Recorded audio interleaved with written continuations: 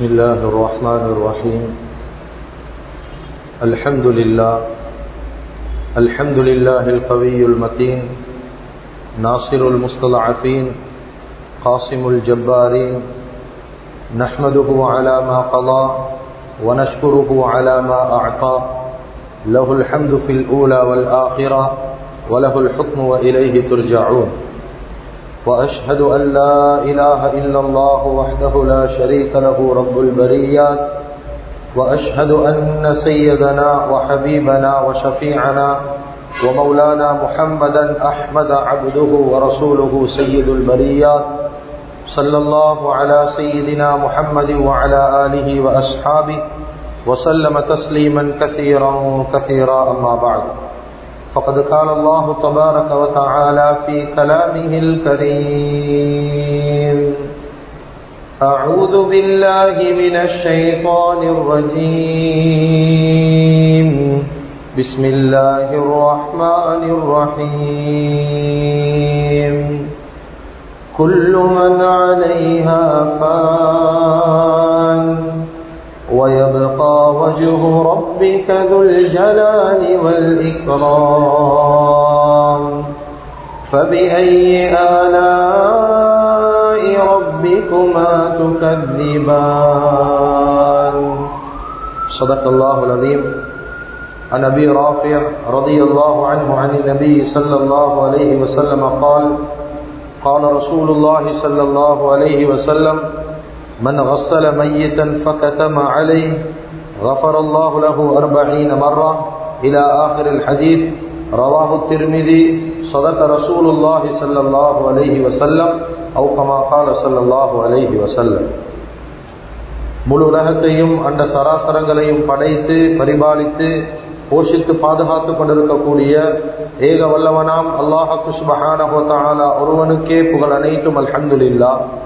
சலாத் என்னும் கருணையும் சலாம் என்னும் ஈடேற்றமும் எங்களுடைய உயிரிலும் மேலான தலைவர், சத்திய தூதர், சன்மார்க்க போதகர், சர்தாரே ஆலம் முஹம்மது ரசூலுல்லாஹி ஸல்லல்லாஹு அலைஹி வஸல்லம் அன்னவர்கள் மீதிலும், அன்னவர்களுடைய பரிசுத்தமான குடும்பத்து மக்கள், சஹாபாக்கள், தாபிஊன்கள், தபஉ தாபிஈன்கள், ஷுஹதாக்கள், சாலிஹீன்கள், நல்லோர்கள் அனைவர்கள் மீதிலும் கியாமத்துடைய நாள் வரைக்கும் அவரை பின்பற்றி வாழக்கூடிய, வாழ்ந்து கொண்டிருக்கக்கூடிய ஒவ்வொரு முஃமினான ஆண்கள் பெண்கள் மீதும் உண்டாகட்டும். புனிதமான ஜும்ஆவுக்கு சமூகம் தந்திருக்கும் அல்லாஹ்வின் நல்லடியார்களே, அருமையான இஸ்லாமிய சகோதரர்களே, அல்லாஹ் சுப்ஹானஹு வ தஆலா எந்த விடயங்களை செய்யுமாறு ஏவிருக்கிறானோ அந்த விடயங்களை முடியுமான அளவு வாழ்க்கையில் எடுத்து நடக்குமாறும், எந்த விடயங்களை செய்ய வேண்டாம் என்பதாக அல்லாஹ் சுப்ஹானஹு வ தஆலா தடுத்திருக்கிறானோ அவைகளை விட்டு முற்றும் முழுதும் தூரமாக இருக்குமாறும் முதலாவதாக எனக்கும் அதற்கு பின்னால் உங்களுக்கும் தக்வாவை கொண்டு வசியத் செய்து கொள்கின்றேன். இத்தகுல்லாஹ ஹைசுமா குன்தும். கண்ணியமிக்க உலமாக்களே, கனவான்களே, சகோதரர்களே, நண்பர்களே, அல்லாஹு ஜல்ல ஜலாலுஹு அம்ம நவாலுஹு இந்த உலகத்தில் வாழக்கூடிய முழு மனித சமுதாயத்துடைய வாழ்க்கையில என்னென்ன நிலைமைகள் எல்லாம் மனிதன் வாழ்க்கையில சந்திக்கிறானோ அத்துணை நிலைமைகளுக்கும் நிச்சயமாக சத்தியமாக ரப்புல் ஆலமீன் அல்லாஹ் சொந்தக்காரனாக இருக்கிறார். கண்ணியமிக்க அல்லாஹுவின் நல்லடியார்களே, அருமையானவர்களே, மனிதர்களுடைய வாழ்க்கையில இன்பம் வந்தாலும் சரி, துன்பம் வந்தாலும் சரி, லாபம் வந்தாலும் சரி, நட்டம் வந்தாலும் சரி, வாழ்க்கையில் எவ்வளவு மன கஷ்டங்கள் கவலைகள் வந்தாலும் சரி, எவ்வளவு மன சந்தோஷங்கள் வாழ்க்கையில வந்தாலும் சரி, எல்லா நிலைமைகளுக்கும் அல்லாஹு தஆலா சொந்தக்காரன் என்பதில் சந்தேகம் இல்லை. எனவே கண்ணியமிக்க அல்லாஹ்வின் நல்லடியார்களே, மனிதர்களுடைய வாழ்க்கையில மனிதன் சந்திக்கக்கூடிய இந்த நிலைமைகள்ல ஒவ்வொரு நிலைமைகளும் மாறி மாறி வரக்கூடிய சந்தர்ப்பத்துல அந்த நிலைமைகள்ல மனிதன் எப்படி நடந்து கொள்ள வேண்டும் என்பதாக இஸ்லாம் ரொம்ப தெளிவாக ஒவ்வொரு மனிதனுக்கும் வழிகாட்டுது. கண்ணியமிக்க அல்லாஹ்வின் நல்லடியார்களே, அருமையானவர்களே, எனவே மனிதர்களுடைய வாழ்க்கையில வரக்கூடிய நிலைமைகள்ல மிக முக்கியமான ஒரு நிலைமை, மனிதன் வாழ்க்கையில விரும்பினாலும் சரி விரும்பாவிட்டாலும் சரி, அவன் கபூல் செஞ்சாலும் கபூல் செய்யாவிட்டாலும் மனிதனுடைய வாழ்க்கையில அல்லாஹ் வைத்திருக்கக்கூடிய இன்றியமையாத நிலைமைகள்ல மிக முக்கியமான ஒரு நிலைமை தான் மௌத் என்று சொல்லக்கூடிய நிலைமை. கண்ணியமிக்க அல்லாஹ்வின் நல்லடியார்களே, அருமையானவர்களே, எங்கட குடும்பத்துல, எங்கட உறவுகளுக்கு மத்தியில, எங்கட நண்பர்களுக்கு மத்தியில அக்கம் பக்கத்து வீட்டார்களுக்கு மத்தியில அல்லது தெரிந்தவர்களுக்கு மத்தியில மஹல்லாவாசிகளுக்கு மத்தியில ஒரு மனிதனுக்கு மவுத் என்று சொல்லக்கூடிய நிலைமை வந்தால் அந்த மவுத்துடைய அந்த மையத்துடைய கடமைகளை நாங்க எப்படி செய்யணும் என்பதாக இஸ்லாம் படித்து தராம விட்டதில்லை. கண்ணியமிக்க அல்லாஹ்வின் நல்லடியார்களே, அருமையானவர்களே, கவலையான ஒரு செய்தி என்னென்றா, இந்த காலத்துல மையத்தை அடக்கக்கூடிய விஷயத்துல நாட்டில் ஒரு சட்டம் போட்டேன்னா அதை ஒவ்வொரு அணுவாக பின்பற்றக்கூடிய நானும் நீங்களும். நான் நாட்டுடைய சட்டத்தை பின்பற்ற வானம் என்று பேசல, கட்டாயம் பின்பற்றதான் ஓணும். ஆனா நாட்டுடைய சட்டம் ஒரு ஜனாதிபதியுடைய சட்டம் என்று சொல்லக்கூடிய நேரம் அதை வாழ்க்கையில எப்படி நாங்க கடைபிடிக்கிறோம், வாழ்க்கையான பருவ போல கடைபிடிச்சு கொண்டு இருக்கிறோம், அதை கட்டாயமாக வாழ்க்கையில் எடுக்கிறோம். மையத்தை அடக்கக்கூடிய விஷயத்துல கொரோனாவுடைய காலங்கள் எங்களுக்கு பார்க்கலும் எவ்வளவு பேணுதலா எவ்வளவு கண்ணியமா எத்தனை பேர் சொன்னாங்களோ அத்தனை பேரோட யாரும் கை கலப்புகள் கூட செய்யாம கை குலுக்காம ரொம்ப பேணுதலாக அரசாங்கம் சொன்ன உத்தரவின்படி மையத்துக்கள் அடக்கிட்டு வந்தோமா இல்லையா? கண்ணியமிக்க அல்லாஹ்வின் நல்லடியார்களே, மையத்துடைய விஷயத்துல இந்த ஜனாதாவுடைய சட்ட திட்டங்கள்ல அரசாங்கம் ஒரு கட்டளையை போட்டா ரொம்ப பேணுதலாக செய்யக்கூடிய நானும் நீங்களும் வாழ்க்கையில அல்லாஹ் ஜனாதாவுடைய பல சட்ட திட்டங்களை வச்சுக்கிறோம். இதை நாங்க வாழ்க்கையில ரொம்ப பொடுபோக்கா இருக்கிறோம். நாங்க யோசிக்கிறது எப்படி என்றா, வாழ்க்கையில எங்களுக்கு தந்திக்கிற ஜனாதாவுடைய கடமை என்றா எங்களுக்கு தெளிவா பேசுறது, ஜனாதா என்றால குளிப்பாட்டணும், கஃன் செய்யணும், அதுக்கு பின்னால தொழுவிக்கணும், அடக்கணும், இதோட கடமை முடிஞ்சு என்பதாக மேலோட்டமா இந்த கடமைகளுக்கு போறோமே தவிர இதுக்குள்ள அல்லாஹ் தஆலா என்ன சொல்லிக்கிறான் என்று பார்க்கிறோம் இல்லை. கண்ணியமிக்க அல்லாஹ்வின் நல்லடியார்களே, அருமையானவர்களே, ஜனாதா என்று சொல்லக்கூடிய நேரம் மையத் என்று சொல்லக்கூடிய சந்தர்ப்பத்தில் இஸ்லாம் எங்களுக்கு எப்படி வழிகாட்டுதுன்னா, ஒரு மனிதன் சக்கராத்தில் ஈக்கக்கூடிய நேரமே அவன் சக்கராத்தில் இருந்து கபருக்குள்ள போற வரைக்கும் எப்படி நடக்கணும் என்பதாக படிப்படியாக இஸ்லாம் வழிகாட்டுது. கண்ணியமிக்க அல்லாஹ்வின் நல்லடியார்களே, ஒரு மனிதன் சக்கராத்துடைய நிலைமை அடைஞ்சிட்டாரு, சக்கராத்துடைய நிலைமையில அவர் சந்திக்கக்கூடிய ஒரு நிலைமை தான் கர்கரா என்று சொல்லக்கூடிய நிலைமை.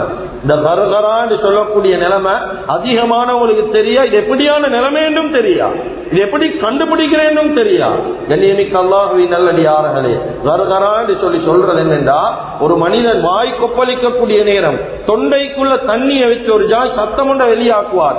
இந்த சத்தம் ஒரு மனிதன் சக்கராத்துல ஈக்கக்கூடிய நேரம் தொண்ட குழியிலிருந்து வெளியாகும். இந்த சத்தத்தை எந்த வைத்தியர்களாலும் நிப்பாட்ட ஏழும் என்றா அவன் மவுத்தாகணும், அப்பதான் நிப்பாட்டே. இதுக்குதான் சொல்றது இஸ்லாத்துல கர்கராவுடைய நிலைமை. இதுவரைக்கும் எல்லா மனிதர்களுடைய தௌபாவையும் அல்லாஹ் கபூல் செய்வோம். கண்ணியமிக்க அல்லாஹ்வின் நல்லடியார்களே, அப்ப கர்கரால் ஒரு மனிதன் ஈக்கிறாரு, சக்கராத்துல ஒரு மனிதன் ஈக்கிறார் என்றா அந்த மனிதனோட எப்படி நடக்கணும், வாழ்க்கையில எப்படி நடந்து கொள்ளணும் நாங்க என்றா, ஹதீஸ்ல ஸல்லல்லாஹு அலைஹி வஸல்லம் அவங்க சொன்னாங்க, லக்தினு மௌதாக்கும் லா இலாஹ இல்லல்லாஹ். ஒரு மனிதன் சக்கராத்துடைய நிலைமையில ஈக்கக்கூடிய நேரம் லா இலாஹ இல்லல்லாஹ் என்பதாக தல்கீன் செய்யணும். தல்கீன் என்றா உச்சரிச்சு கொடுக்கணும், உச்சரிப்பு. சிலவ தல்கீன விளையாடுவான். தல்கீன் என்றா உச்சரிக்கிறது, லா இலாஹ இல்லல்லாஹ், லா இலாஹ இல்லல்லாஹ் என்பதாக உச்சரிக்கிறது. பெய்து அவங்ககிட்ட உம்மா லா இலாஹ இல்லல்லாஹ் சொல்லுங்க, பாப்பா லா இலாஹ இல்லல்லாஹ் சொல்லுங்க, பிள்ளை இப்படி திணிக்கலாம். ஏனென்றா எங்களுக்கு விளங்கணும், சக்கராத் என்றா என்ன தெரியுமா? சக்கர் என்றது ஒரு போதை. குர்ஆன் அல்ல இந்த வார்த்தையை பாவிக்கிறான், வதரன்னாஸ சுகாரா வமாஹும் பிசுகாரா. கியாமத்துடைய நாள் சில மனிதனை பாப்பீங்க ஒரு போதை மது பாவிச்சவனை போல சுத்தி கொண்டிருப்பான். அல்லாஹ் குர்ஆன்ல சொல்றான். அப்ப சக்கராத் என்றது ஒரு போதை. அதான் அவன் அந்த நேரத்தில் ஒரு சுய நினைவோட ஈக்க மாட்டான். நாங்க போயிட்டு எவ்வளவு திணிச்சாலும் எவ்வளவு கம்பல் பண்ணினாலும் அவன் சொல்ற நிலைமையில அவன் ஈக்க மாட்டான். இதுக்குதான் ஸல்லல்லாஹு அலைஹி வஸல்லம் சொன்னாங்க, சொல்லி கொடுக்க போவானம், நீங்க அந்த இடத்துல இருந்து தல்கீன் செய்யுங்க, உச்சரிச்சு கொண்டிருங்க, அதை கேட்டு அவர் சொல்லுவோம். கண்ணியமிக்க அல்லாஹ்வின் நல்லடியார்களே, அருமையானவர்களே, ஏன் கலிமா சொல்லி கொடுக்க சொல்றாங்க? மன் ஆகிர கலாமுஹு லா இலாஹ இல்லல்லாஹ்.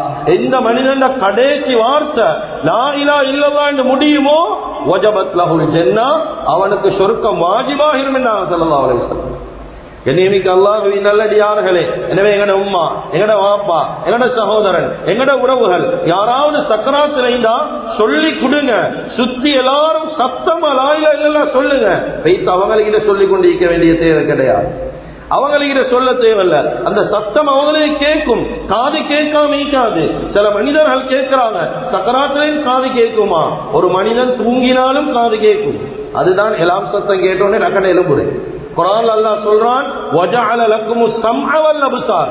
ஒன்னாவது பார்க்கிற திறனை கொடுக்கல, கேட்கிற திறனை தான் அல்லாஹ் கொடுத்தான். குர்ஆன் சொல்லுது, ஒன்னாவது கேட்க வச்சுட்டு தான் பார்க்க வச்சான். அப்ப சக்கராத்துல இருந்தாலும் காது கேட்கும், தூக்கத்துல இருந்தாலும் காது கேட்கும். அவனுக்கு உச்சரிச்சு கொடுக்கும்.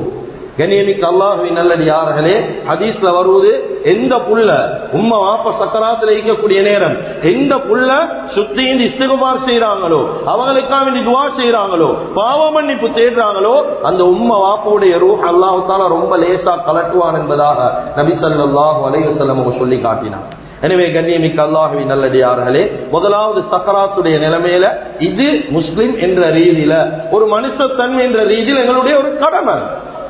இங்கேந்தே கடமை ஆரம்பிக்குது. அதுக்கு அடுத்ததுதான் மௌத்த வாழ்க்கையில உறுதிப்படுத்தும். ஒரு மனிதன் மௌத்தாகினார் என்றா எதிர்த்தொடனே பேச்சு மூச்சு இல்லாம இருக்கிறாரு, எதிர்த்தொடனே சொல்றல்ல. முதலாவது மௌத்த உறுதிப்படுத்துறது. எப்படி உறுதிப்படுத்துறது? இந்த காலத்துல பல விஷயங்களை உறுதிப்படுத்த வைத்தியர்கள் அது இது காலடியில டாக்டர்ஸ் மாதிரி இருக்கிறாங்க. அந்த காலத்துல வாய் திறந்த ஒரு மனிதன் அசையாம இருந்தா, ஒருத்தர் பேசாம இருந்தா, ஹார்ட் நின்றுக்கும். ஹார்ட் பிளாக் ஆகினா நின்றும், மௌத்த போலதான் நீப்பார். சீனி நல்லா குறைஞ்சா கோமக்கு போவார், மௌத்தாக மாட்டார். அப்ப இந்த நேரத்துல முதலாவது செக் பண்ணணும், இவர் உறுதியா மௌத்தான்னு சொல்லி. ஆரம்ப காலங்கள் வைத்தியர்கள் இல்லாத காலங்கள கூட, அந்த காலத்தில் ஒரு மனிதனை பாம்பு கடிச்சாவோ இல்லாட்டி பேச்சு மூச்சு இல்லாத நேரமோ, வைத்தியர்கள் இல்லாத நேரமும் எப்படி உறுதிப்படுத்தினாங்கன்னா, அந்த மனிதனுடைய காதுல தேங்கெண்ணெய் கொஞ்சம் ஊத்துவாங்க. தேங்கெண்ணெய் ஊத்துவாங்க. அந்த தேங்கெண்ணெய் மறுக்காது வழியா வந்தேன்னா ஆள் மவுத்து. இதான் பாருங்க, காதுலுக்கு ஒரு பூச்சி போனா டக்குனு நாங்க தண்ணி ஊத்துறோமா இல்லையா? ஊத்தினா அடுத்த காதால வருமா? வராது. ஒரு மனிதன் ஹயாத்தோட இந்த அடுத்த காதால வராது, மௌத்தாகினா வந்துடும். அப்ப அப்படித்தான் ஆரம்ப காலங்கள்ல கண்டுபிடிச்சாங்க. காதால ஊத்தி பார்ப்பாங்க, மௌத்தா, அடுத்த காதால வந்தா ஆள் மௌத்து. அப்படி வரலையா ஆள் ஹயாத்தோட ஈக்கிறாங்க. இப்படி கூட உறுதிப்படுத்தினாங்க மௌத்த முதலாவது உறுதிப்படுத்துங்க. வாய் முந்தவான எதிர்த்தொடனே சொல்லவான, செல்லதுக்கு சொன்ன போற அவர் எழுப்பி உட்கார்ந்துருவாரு. வாய் முந்தி சொல்றல்ல, மௌத்த உறுதிப்படுத்தினாதான் அந்த மையத்துடைய கடமையை எங்களுக்கு செய்யணும், எங்களுக்கு கடமையாகும். அப்படி இல்லாட்டி கடமையாகும். கண்ணியமிக்க அல்லாஹ்வின் நல்லடியார்களே, அருமையானவர்களே, அதுக்கு அடுத்ததாக கண்ணியமிக்க அல்லாஹ் மௌத்த உறுதிப்படுத்தினார். நான் அடுத்த விஷயத்தை சொல்றதுக்கு முன்னால இன்னும் ஒரு தெளிவுக்காக வேண்டிய ஒரு விஷயத்தை சொல்றேன். ஜனாதா இப்ப நானும் புழக்க பாஷையில பேசுறேன். அதிகமானவ ஜனாதா என்ற வார்த்தையை பாவிக்கிறேன். ஜனாதா அறிவித்தல், ஜனாதா. அதிகமானவங்களுக்கு ஜனாதா என்றா என்னன்னு தெரியும், மையத் என்றா என்னன்னு எங்களுக்கு தெரியும். ஒரு இறந்த உடல், அதுக்கு மையத்தை சொல்றேன். கபர் என்றா என்னன்னு தெரியும், சக்கராத் என்றா என்னன்னு தெரியும், ஜனாதா என்றா என்னன்னு தெரியுமா? எல்லாம் நினைச்சு கொண்டு இந்த மௌத்தாவின் உடலுக்கு செல்றேன். பில ஜனாதா என்றது சரியான அசலியத்தான வார்த்தை. லுகால உலமாக்கள் கிட்ட கேளுங்க, அரபியில ஜனாதா என்று சொல்றல்ல, அதுக்கு சொல்றது ஜினாதா. இந்த ஜினாதா தான் ஜனாதாவா மாறிட்டங்களுக்கு. ஜினாதா என்று சொல்லி சொன்னா உலமாக்கள் விளங்கப்படுத்துறாங்க, அந்நாஷு வல் மையித்து வல் முஷய்யஊன் என்பதாக சொல்றாங்க. இதுக்கு விளக்கம் எழுதுறாங்க. எப்படி என்றா, ஜினாதா என்று சொல்லி சொல்றது ஒரு மையத்தை, இறந்த உடலை கொண்டு போகக்கூடிய பெட்டி. அதுக்கு நாங்க என்ன சொல்றது, சந்தாக்கல்ல சுந்தூக் என்று சொல்றோம். எல்லாம் நாங்க மாத்திட்டோம். அவங்க சுந்தூக் என்றேதான் சரியான வார்த்தை. அப்ப இறந்த மனிதர்களுடைய உடலை கொண்டு போற பொட்டிக்கு தான் சொல்றேன் ஜினாதா. அப்படி இல்ல வல் முஷய்யிஊன், சுமந்து கொண்டு போறவங்களுக்கும் ஜினாதா என்பதாக சொல்லுவாங்க. அப்ப இந்த வார்த்தைக்கு அர்த்தம் என்ன? ஜனஸ என்று சொல்லி சொன்னா இதுக்கு சொல்றாங்க உலமாக்கள் சதரஹு அஃபாஹு, மறைக்க கூடியது, அதாவது உடலை மறைக்கிற பொட்டி. சுந்தூக்கு தான் சொல்றேன் ஜினாதான்னு தெரியும். அப்ப ஜனாதா அறிவித்தல் என்றா நாங்க தான் அர்த்தம் வச்சு கொள்ளணும், என்ன அர்த்தத்துல சொல்றோம் என்று தெரியும். நான் இத சொல்றதுல பிழை இல்ல, சொல்லுங்க, பிரச்சனை இல்ல. ஆனா ஒரு நன் முஸ்லிம் அல்லாத மனிதன் மையத்துன்னு சொல்றீங்க, ஜனாதான் என்ன சொல்றீங்கன்னு கேட்டா விளக்கம் கொடுக்க ஒவ்வொரு முஸ்லிமுக்கும் தெரிஞ்சிக்கணும். அந்த தெளிவுக்கு தான் இந்த இடத்துல அதை சொன்னேன். மற்றும்படி சொல்றதுல பிழை இல்ல, பிழை என்று நான் சொல்ல வரேன் இல்லை. கண்ணியமிக்க அல்லாஹ்வின் நல்லடியார்களே, அருமையானவர்களே, இப்ப மௌத்த ஒரு மனிதன் மௌத்த உறுதிப்படுத்தியாச்சு. உறுதிப்படுத்தினதுக்கு பின்னால் அதுக்கு அடுத்த கட்டம் தான் அந்த மனிதனுடைய கண்கள் திறந்திக்கும், வாய் கொஞ்சம் அகண்டிருந்தா கண்ணை கசக்கி மூடணும், வாயை கொஞ்சம் அப்படியே மூடி நாடி கெட்டு போடுறது. அபூ சலமா ரலியல்லாஹு அன்ஹு அவங்க மௌத்தா போன சந்தர்ப்பத்துல நபி ஸல்லல்லாஹு அலைஹி வஸல்லம் பேசி கண்ணை கசக்கி மூடி ஒரு துஆ ஓதினாங்க. அல்லாஹும்ம மக்ஃபிர் அபூ சலமா வர்ஃபா தரஜதஹு ஃபில் மஹ்தியின் வக்லுப் ஃபீ அக்பிஹி ஃபில் காபிரின் வக்ஃபிர் லனா வ லஹு யா ரப்பல் ஆலமீன் வஃப்ஸஹ் லஹு ஃபீ கப்ரிஹி வ நவ்விர் லஹு ஃபீ. எத்தனை பேருக்கு, எத்தனை புள்ளைகளுக்கு ஏன் உம்மா வாப்பா மௌத்தா போகக்கூடிய நேரம் கண்ணை மூட போக்கல, எத்தனை புள்ளைகளுக்கு இந்த துஆ ஈக்கிறேன்னு ஓதுறது. ரெண்டாவது, கண்ண மூட போக்கலையும் ஒரு துவா ஈக்கா. தெளிவான மார்க்கம், கம்ப்ளீட்டான மார்க்கம் இஸ்லாம் சொல்லி தரும். கண்ண மூட போக்கல துவா, கண்ண மூட போக்கலே அவரது கடமை ஆரம்பிச்சு. ஏன் கண்களை மூடணும், ஏன் நாடி கேட்டு போடணும்? சில மனிதர்கள் கேள்விகள் தொடுக்கிறார், கொஞ்சம் யோசிங்க, நாங்க பிராக்டிக்கல்ல யோசிப்போம். ஏன் கண்ணை மூடணும், ஏன் நாடி கேட்டு போடணும் தெரியுமா? ஒரு மனிதன் ஹயாத்தோட உசுரோட ஈகிறார், நல்ல உசுரோட ஹயாத்தா எனர்ஜியா இருக்கிறார். ஆனா அவருடைய கண் கொஞ்சம் அகலங்களை வைத்து இல்லாட்டி வாய் கொஞ்சம் அடுத்த சைடு திரும்பி. உசுரோட ஈக்கிற மனுஷனுக்கு கதை செல்ற சமூகம் இது. உண்மையா இல்லையா? கசப்பாய்ந்தாலும் கபூல் செய்யணும். உசுரோட ஈக்கிற மனுஷனுக்கு கதை சொல்ற சமூகம், உருவக்கேலி பண்ற சமூகம், மோசமா பேசுற சமூகம். ஒரு மனிதன் மவுத்து கண்ணொசக்க வாய் திறந்து கதை சொல்லாதா? நல்லா அதா கொண்டு பட்டிப்பார் போல, நல்லா கஷ்டப்பா என்னமோ இவர் கிட்ட இது பார்த்தமாய் பேசுவார். ஏனென்றா இந்த காலத்துல மனிதர்களுக்கு மத்தியில ஊடக தர்மம் கலண்டு எப்படி சோசியல் மீடியாக்கள் ஊடகங்களை பாதிக்கணும் என்று தெரியா அதிகமானவங்க நினைக்கிறாங்க. இந்த அங்க இங்க வீடியோக்கள் வரும், சிரிச்ச நிலைமையில மௌத்தாகினாலும் சொர்க்கவாதி, சிரிக்காம தான் அவன் சொர்க்கவாதி அல்ல. கண்ணியமிக்க அல்லாஹ்வின் நல்லடியார்களே, உமர் இப்னு கத்தாப் ரலியல்லாஹு அப்படி மௌத்தாவினார். உடம்பு சுக்கு நூறாக்கப்பட்டுச்சா இல்லையா? சிரிச்சு கொண்டு மௌத்தாகினாங்களா? உஸ்மான் ரலியல்லாஹு அன்ஹு எப்படி மௌத்தாகினார்? கை வெட்டப்பட்டு உடம்பு அப்படியே துவம்சம் செய்யப்பட்டு ஜனாதக்கு கல்லடிச்சு கபர்ல அடக்கினார். அலி ரலியல்லாஹு அன்ஹு சாப்பிடுற சாப்பாடு வெளியே வர அளவுக்கு குத்தப்பட்டாங்க. ஹுசைன் ரலியல்லாஹு அன்ஹு கர்பலால களத்து வேறையாக்கப்பட்டு கொலை செய்யப்பட்டாங்க. எல்லாம் ஒரு சைட்ல வைங்க. இப்ப பலஸ்தீன்ல எவ்வளவு மக்கள் கொலை செய்யப்படுறாங்க எங்களுக்கு சொல்லும். இது மோசமான ஜனாதா. அதுதான் சொல்றேன், அதிகமானவங்க யோசிக்கிறல்ல, சும்மா பேசிடுறே. ஒரு மனுஷன் கண்மையில பேசிந்தா, வாய் திறந்தீண்டா, அப்படி பேசிந்தா, இப்படி பேசிந்தா, இது மோசம். இது ஏதாவது ஒன்று செஞ்சிப்பார், அது எங்களுக்கு முடிவு செய்யலாம். இதுக்கு தான் நபி ஸல்லல்லாஹு அலைஹி வஸல்லம் சொன்னாங்க, மையத்துக்கு சில ஒழுக்கமேங்கி, சும்மா ஏனோ தானோ செய்யலாம், எல்லாத்துக்கும் ஒரு ஒழுக்கமேங்கி. முதலாவதாக கண்ணை கசக்கி மூடுங்க, அதுக்கு பின்னால நாடி கேட்டு போடுங்க. ஒரு பேணுதலா ஒரு பசுந்த அழகா வைங்க ஜனாதாவை. ஏன்னா கதை செல்றவனோ வருவானோ பார்க்கறதுக்கு, எப்படி நல்லா வாழ்ந்தாலும் ஒரு குறை செல்லுவானா இல்லையா? கண்ணியமிக்க அல்லாஹ்வின் நல்லடியார்களே, சிலவங்க கண் மூடி வாய் மூடி, கண் மூடி வாய் மூடிந்தாலும் மோத்த பார்த்து சொல்லுவான், கொஞ்சம் மோத்துல வெளிச்சம் குறை வேணாண்டுவான். அவட கலரே அப்படிதான் அப்பா, அதுக்கும் ஒரு குறை சொல்லுவாங்க. யாரையும் முடிவு செய்ய வானம் அப்படி. இதுக்குதான் இஸ்லாம் சில ஒழுக்க நெறிமுறைகளை காட்டி தருவது. அதுக்கு அடுத்த மிக முக்கியமான விஷயம்தான் அடிக்கழுவுறது என்று சொல்லி சொல்றது. அதிகமானவங்களுக்கு தெரியுது அடிக்கழுவுற என்னன்னு தெரியாது. ஸ்ரீலங்கால இந்தியால எல்லாம் அதிகமா இயங்குது. ஏன் அடிக்கழுவுற என்றா சிலவனே கபர கழுவுற இல்லாட்டி தட்ட கழுவுற இல்ல. ஒரு மனிதன் வஃபாத்தாகினத்துக்கு பின்னால அவன் உடம்புல இருக்கிற சூடு வெளியாகக்கூடிய நேரத்துல அவன் உடம்புல இருந்து சில நஜீசுகள் வெளியாகும், மலம் ஜலம், அது மனிதன் தானே வர தொடங்கும். இந்த நேரத்துல அவங்கள சுத்தப்படுத்தி, இது பரலான குளிப்பல்ல, இது ஒரு வாஷ் பண்ணி வைக்கிறேன், அவங்கள கொஞ்சம் சுத்தப்படுத்தி அடக்கிற வரைக்கும், பரலான குளிப்பாற்ற வரைக்கும் மக்களுடைய பார்வைக்காக வேண்டி வாஷ் பண்ணி வைக்கிறதுல பேர் தான் அடிக்கழுவு. இதேன் செஞ்சு வைக்கணும். நான் ஆரம்பத்தில் சொன்னதை போலதான் கதை செல்ற சமூகம் அதிகம் இயங்கிறார், பேசுற சமூகம் இயங்கிறார். அதனால மையத்தை பார்க்க வரக்கூடிய நேரத்துல ரொம்ப பேணுதலா அழகா வைக்கிறத இஸ்லாம் மறுக்கல்ல. சில மக்கள் வந்து கேட்கிறாங்க, ஜனாதாவை முத்தமிடேலுமா? மஹரமுள்ள பெண்கள் ஆண் ஜனாதா வாய்ந்தா தாராளமா முத்தமிடேலும். நபி ஸல்லல்லாஹு அலைஹி வஸல்லம் அவங்க உஸ்மான் இப்னு மல்ஊன் ரலியல்லாஹு மௌத்தாகின நேரத்துல வைத்து முத்தமிட்டாங்க. ஹதீஸ்ல வருது, நபி ஸல்லல்லாஹு அலைஹி வஸல்லம் வஃபாத் இந்த நேரம் அபூபக்கர் ரலியல்லாஹு வந்து முத்தமிட்டாங்க. ஹதீஸ்ல இருக்குது. மஹரமான பெண்கள் ஆண்களாய் தான் முத்தமிடலாம், ஆண்கள் தாராளம், அதுல பிரச்சனை இல்லை. சில மக்கள் வந்து கேட்கிறாங்க, அந்நிய மக்களுக்கு ஜனாதாவை பார்க்க கொடுக்கலுமான்னு கேட்கிறாங்க. இது பெரிய ஒரு டாபிக். இது இதெல்லாம் ரொம்ப சுருக்கமா பேசுறது. ஒரு ஆண் ஜனாதாவாக இருந்தால் வேண்டிய ஆண்கள் வந்து பாருங்க, எந்த தடையும் இல்லை. ஆனா ஒரு பெண் ஜனாதாவாக இருந்தால் வேண்டிய பெண்கள் வந்து பாருங்க, தடை இல்லை.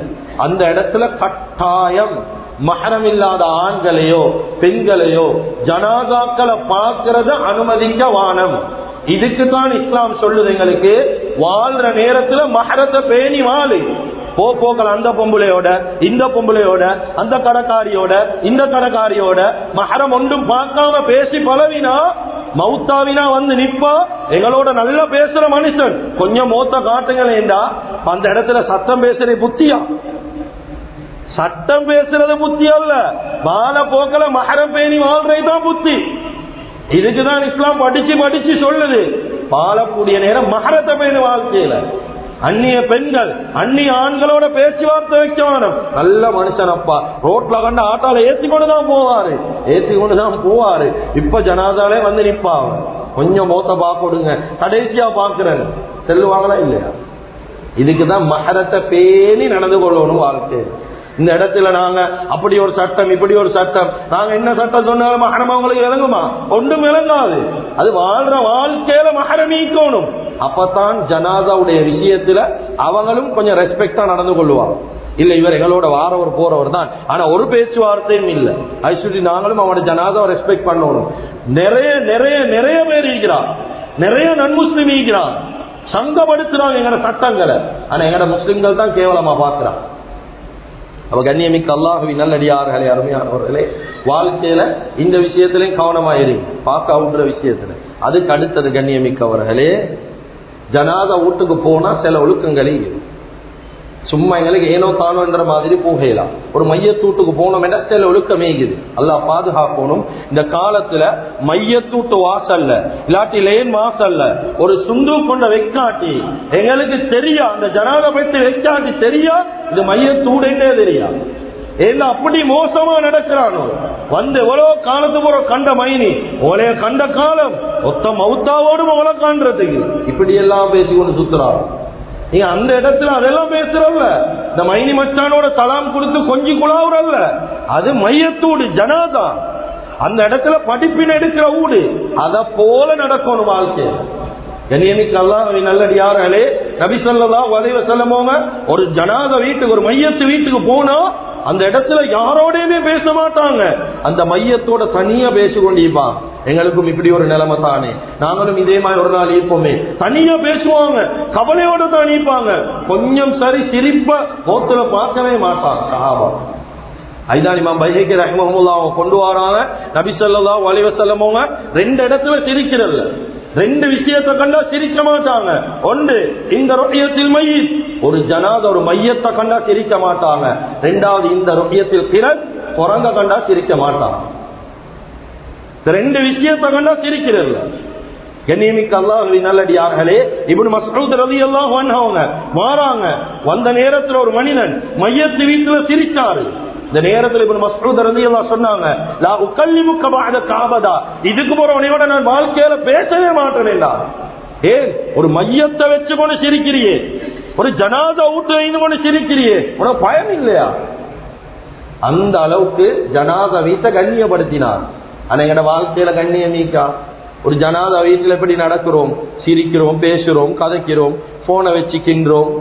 ஒரு ஜனாதா மையத்தொண்டு இருக்குது, ஒரு 4-5 ஹதரத்மார கூப்பிடுறாங்க, அவங்களோட வீட்டுக்கு வராங்க, அவங்க ஏதோ அவங்களோட சொந்த பந்தமாய் கடமையை செய்யறாங்க, சொந்தக்காரன் எல்லாம் வெளியே, அவனோட எல்லாம் கைவார அடிச்சு கொண்டு இருக்கிறாங்க. அவன் அந்த ஜனாதர கடமையை நாங்களா செஞ்சுட்டு போறேன். அது ஜனாதா எங்களுக்கு யாரோ கூப்பிட்டு ஒரு மரியாதைக்கு போயிட்டு ஒரு துவாக்கு போறோம், ஒரு திக்ருக்கு போறோம். அந்த நேரம் போனா வீட்டு மனுஷன் ஒத்தனும் இல்ல, நம்ம எங்கட வாப்பா எங்கட உம்மா மௌத்தாயினமாய் நாங்க அந்த இடத்துல நீக்கணும், நீங்களோ தான் அந்த கடமையை செய்யணும். எங்களுக்கு அது பொறுப்பல்ல. இதெல்லாம் தெரிஞ்சு கொள்ளணும். வாழ்க்கையில மையத்தை வீட்டை கண்ணியப்படுத்தணும். கண்ணியமிக்க அல்லாஹ்வின் நல்லடியார்களே, அதுக்கு அடுத்த ஒப்பாரி வச்சு அழுகுறது இஸ்லாம் தடுத்தேகுது. ஈமானிலா வார்த்தை பேசுறது தடுத்தேகுது. இவருக்கு போறோம் எங்களை யாரும் பார்ப்பாங்க, வேறே பேசாரு, இதுக்கு போற இந்த குடும்பம் அவ்வளவு தான், இப்படி எல்லாம் பேச தேவையில்லை. அல்லாஹு தஆலா ஒரு மனிதனை மௌத்தாகினானா, ஹயாத்து மௌத்தும் அல்லாத புறமே மௌத்தாக்கினானா, அவன் காரியம் இன்னொரு மனிதனை கொண்டு பூர்த்தி செய்யப்படும். நிச்சயமாக அல்லாஹ் செய்வான். சஹாபாக்களோ மூத்த உலமாக்கள் கவலைப்படல. உமர் இப்னு அப்துல் அசீஸ் ரஹிமஹுல்லாஹ் மௌத்தா போகக்கூடிய நேரம் பல பிள்ளைகள் வந்து கேட்டாங்க, உமர் இப்னு அப்துல் அசீஸ் ரஹிமஹுல்லாஹ் கிட்ட, சொத்து செல்வம் ஒன்றுமே சேர்த்து வைக்காம போறீங்களே, இந்த எல்லா பிள்ளைகளும் எப்படி கரை சேருவாங்க? என்ன தெரியுமா சொன்னாங்க? வஹுவ யதவல்ல ஸாலிஹீன். சொன்னாங்க, என் பிள்ளைகள் சாலிஹான பிள்ளைகள வளர்ந்தாங்கண்டா நான் பொறுப்பெடுக்க தேவையில்ல, அல்லாஹ் பொறுப்பெடுப்பானுண்டா. சுபஹான். இதுதான் ஈமான். பாப்பா இல்லாட்டி உம்மை இல்லாட்டி என்ன நடக்கும், ஏது நடக்கும், ஒன்றும் நடக்காது. எல்லாத்தையும் ரப்புல் ஆலமீன் அல்லாஹ் பொறுப்பெடுத்துக் கொள்ளும். ரிஸ்க் முடிஞ்சா மௌத்தாகத்தானோ, யாரா இருந்தாலும் உம்மாவோ வாப்பாவோ மகனோ, ரிஸ்க் முடிஞ்சா மௌத்து, அதை கபூல் செய்யணும். அந்த ஈமானிக்கும் கண்ணியமிக்க அல்லாஹ்வின் நல்லடியார்களே, அருமையானவர்களே, எனவே இதெல்லாம் சொல்லிக் கொடுங்க. நான் மௌத்தாகினாலும் ஒப்பாரி வச்சு அழக்கூடாது. ஒரு நாளும் ஒப்பாரி வச்சு நெஞ்சில் அடிச்சு மோத்த பராண்டி அதை இதை பிச்சு போட்டு இதெல்லாம் அழுவ தேவையில்லை. நீங்க கவலையை வெளிப்படுத்துற பிரச்சனை, அழுகுறதுல பிரச்சனை இல்ல. இஸ்லாம் தாராளமா அனுமதி கொடுக்குது. நபி ஸல்லல்லாஹு அலைஹி வஸல்லம் அவரோட மகன் இப்ராஹிம் ரலியல்லாஹு மௌத்தா போனாங்க, வைத்து கபருக்குள்ள வைக்கக்கூடிய நேரம் அழுதாங்க. சஹாபாக்கள் நீங்க தானே சொன்னீங்க ஹயாத்து மௌத் அல்லாஹ்வோட போறமே, நீங்க தான் அழுகுறீங்க சொன்னாங்க. எனக்கு கண் அழுவுதுதான், எனக்கு கல்பு அல்லாஹ்வோட தான் நீக்கின்றா.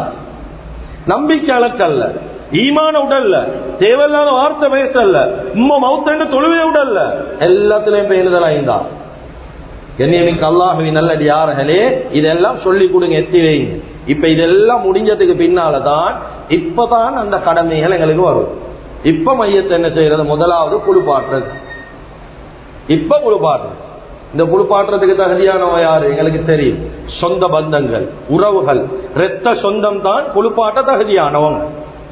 இது இல்லாம வெளியாட்கள் குளிப்பாட்ட தகுதி இல்லாதவங்க. ஏன் தெரியுமா? உறவினர்களை குளிப்பாட்ட சொல்றேன். முத காரணம் நல்ல விளைங்கோ, அந்த மனிதன் மௌத்தாவின் அந்த மையத்துடைய குறைகள் இருக்கலாம். வாழ்க்கையில உடம்புல குறைக்கும் மனுஷன் தானே, நோய்வாய்ப்பட்டி பாரு. இந்த நேரத்துல அந்த குறைகள் சொந்த பந்தம் குளிப்பாட்டினா குறையோட மறைப்பாங்க. ஒரு வாப்பாவை குளிப்பாற்றார் மகன், மகன் போய் எல்லா இடத்துலயும் வெறை அடிப்பாரா, இப்படி இப்படி எல்லாம் குறைய கண்டனேன். உம்மாவை குளிப்பாற்றா மகள் வைத்து வெறை அடிப்பாவா, சொல்ல மாட்டான், மறைப்பான். குறைகள் மறைக்கப்படணும். குறைகள் சொல்லப்படுறது அல்லாஹ் எச்சரிக்கிற பாவம், விளாட்டல்ல. ரெண்டாவது, மைய தொண்டை எப்படி குளிப்பாட்டணும் என்றா, ஒரு பூ ஒன்று எங்கட கையில இந்த பூவை குளிப்பாட்டக்கூடிய நேரம் எப்படி குளிப்பாட்டு? அந்த பூட எதில் ஒன்றும் உடையக்கூடாது, கவனமா முள்ளா எவ்வளவு மென்மையா சொத்தா கையால் ஏழுமோ அப்படிதான் குளிப்பாட்டணும். நினைச்ச மாதிரி அங்கால பெரட்டி இங்கால பெரட்டி குளிப்பாற்றல்ல. அப்ப சில நேரம் அவரு வருஷக்கணக்கு நோயில இந்திப்பாரு. ஜனாதா குளிப்பாட்ட வாரவருக்கு தெரியா நோயில இருந்து, அவரு சும்மா இந்த பஞ்சகாலத்துல பைக் குளிப்பாட்டுற மாதிரி அங்கால இங்கால பெரட்டி பைக் குளிப்பாட்ட கொடுத்தவனுக்கு திக் திக்கண்டு ஈக்கும். ஏன் பைக் முழுசா வந்து வெளியில சேருமா இல்லையா, அதை கலட்டுவானா இதை கலட்டுவானா, நல்லா வேலை செஞ்சு கொண்டு இந்த பைக் திடீரென்னு அவன் அடிச்ச தண்ணீர் ஒன்றும் வேலை செய்யாம போயிட்டு. அப்படிதான் செலவனும் ஜனாதா குளிப்பாட்டானோ, ஒன்றுக்கும் விளப்பம் இல்ல. எப்படி குளிப்பாட்டணும்னு தெரியா, எங்கதான் படிச்சானோலோ தெரியா, இதெல்லாம் சரியா முறையா படிச்சுட்டு குளிப்பாட்டுறோனா இல்லையா ஒன்றும் தெரியா, சும்மா குளிப்பாட்டிட்டு போறானோ. கண்ணியமிக்க அல்லாஹ்வின் நல்லடியார்களே, ஹதீஸ்ல வருவது, ஜனாதாவுக்கு மேலால ஒரு கொசி வந்து நின்றாலும் அந்த ஜனாதாவுக்கு மேல மலையொண்ட வெச்சமாய் பாரமாய். ஏண்டா வருத்தப்பட்ட உடம்பு, சக்கராத்துல இந்த உடம்பு, ஒரு புண் பச்சை புண் மேல ஒரு 2-3 கொசை வந்து மொச்ச போக்கல் எப்படி இருக்கும், ஒரு ஜாதி வருத்தம் ஒன்று சின்ன வருத்தம் ஒன்று இருக்குமே, முழு உடம்புடைய ரூஹ கலட்டி. இந்த நேரம் அவன் அங்கால பெரட்டி இங்கால பெரட்டி உருட்டி அங்க டேலண்ட காட்டுறல்ல. இங்க மகன்மாரெல்லாம் வெளியில ஈக்கிறாங்க பெரிய பெரிய பிரஸ்லெஸ போல, பெரிய பெரிய மல்யுத்த வீரர்களை போல. இந்த மாப்பட ஜனாதா அவனுக்கு குளிப்பாட்ட தெரியும், சும்மா பேச்சு மட்டுமே, ஆனா குளிப்பாட்ட தெரியும். கண்ணியமிக்க அல்லாஹுவின் நல்லடியார்களே, இஸ்லாம் சொல்லி தருவது. அதனால குளிப்பாட்ட தகுதியானவங்க இந்த இடத்துல அகாரிபக உறவினர்கள் தான். அப்படி இல்ல வெளியாளத்தர குளிப்பாட்ட கொண்டு வந்துட்டோம் என்று சொல்லி சொன்னாலும் நாங்க போய்த்து வெளியில நின்றதில்ல, வாப்போ இதெல்லாம் நாங்க பாக்குறல்ல, வெளியில போய்த்து நிக்கிறல்ல, அவங்களோட கிட்ட ஈக்கணும், அவருக்கு சொல்லணும், நீங்க சொல்லித்தாங்க நாங்க செய்யறோம் கடன், நீங்க சொல்லித்தாங்க எப்படி செய்யணும் என்று. நான் ஏண்ட வாப்பாவை குளிப்பாட்டேன், நாங்க தான் முன்னுக்காவி குளிப்பாட்டோம்.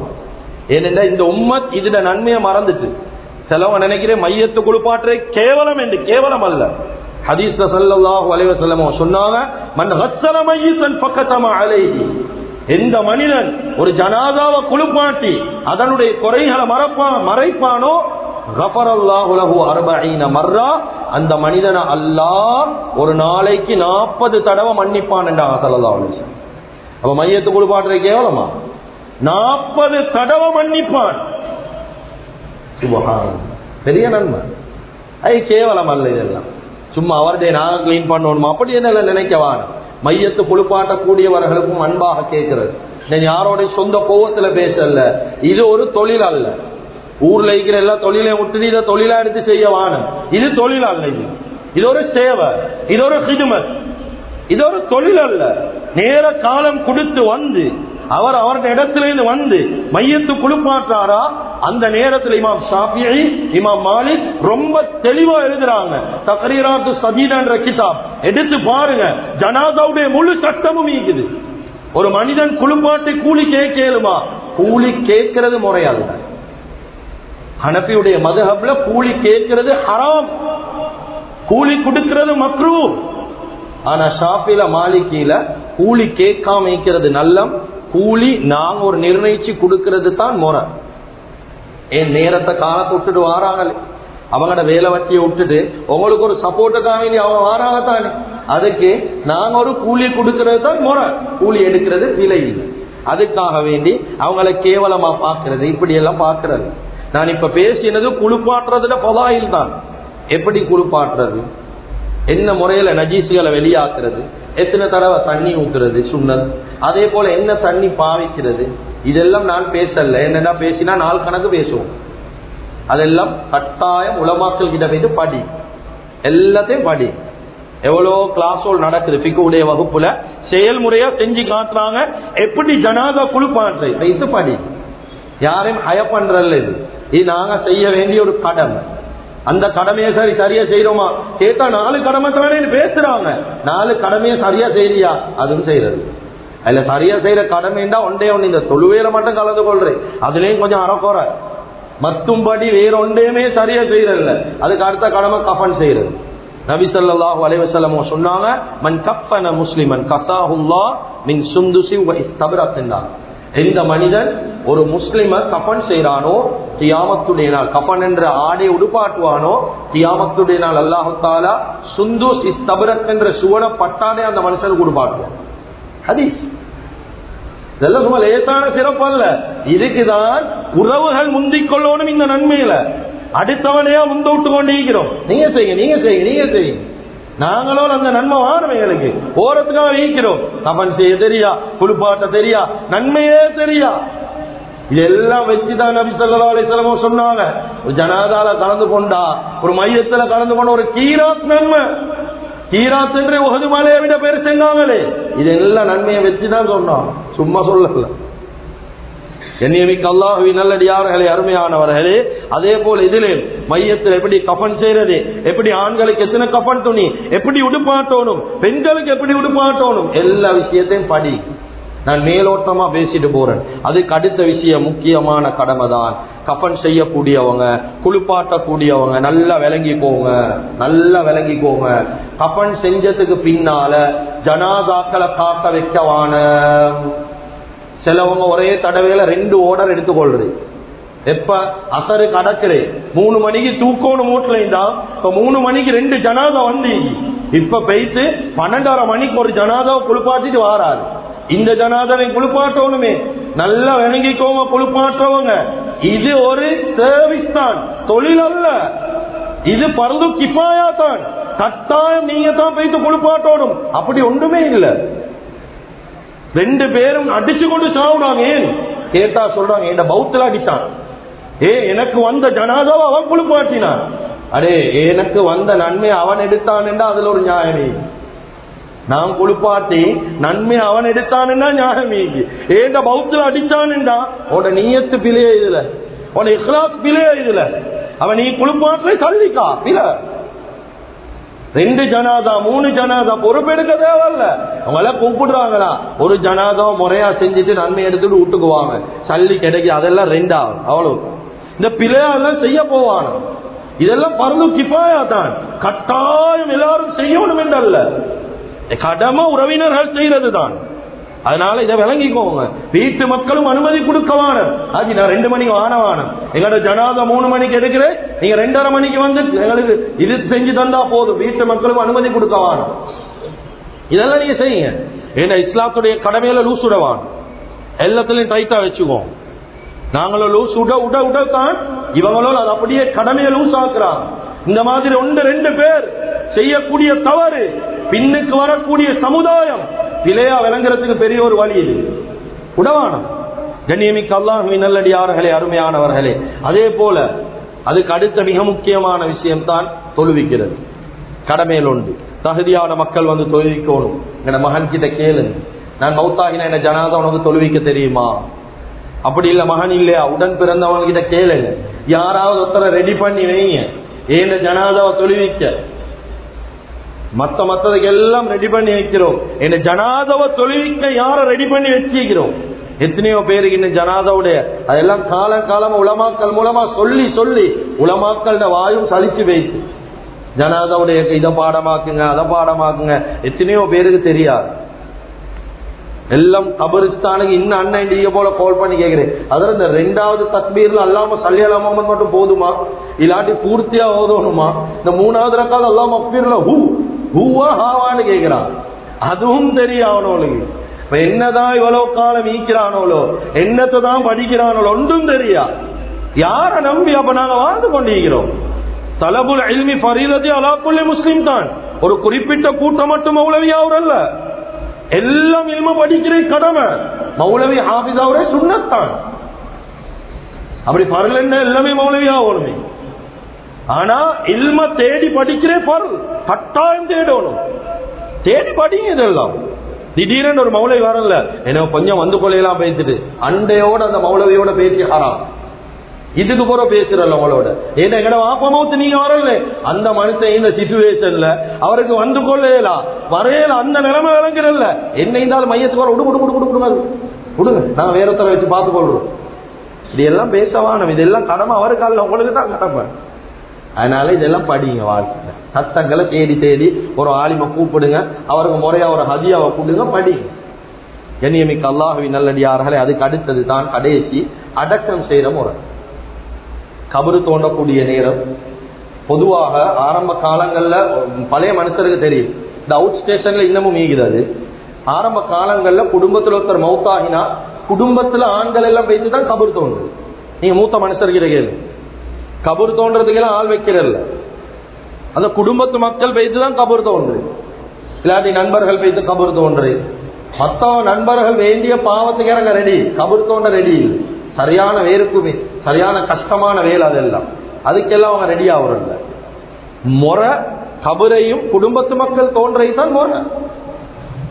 கபூர் தோண்டக்கூடிய நேரம் எது சுன்னத், எப்படி தோண்டும், எந்த அளவுக்கு தோண்டணும். சிலவங்க மாற்றல் எப்படி அரை பங்கு அப்படியே தோண்டி வைக்கிறேன், ஒசகால வைக்கிறேன். நபி ஸல்லல்லாஹு அலைஹி வஸல்லம் இப்படி தோண்ட வானம் என்றார் ஹதீஸ் சொன்னா. ஸல்லல்லாஹு அலைஹி வஸல்லம் 3 ரிவாயத்.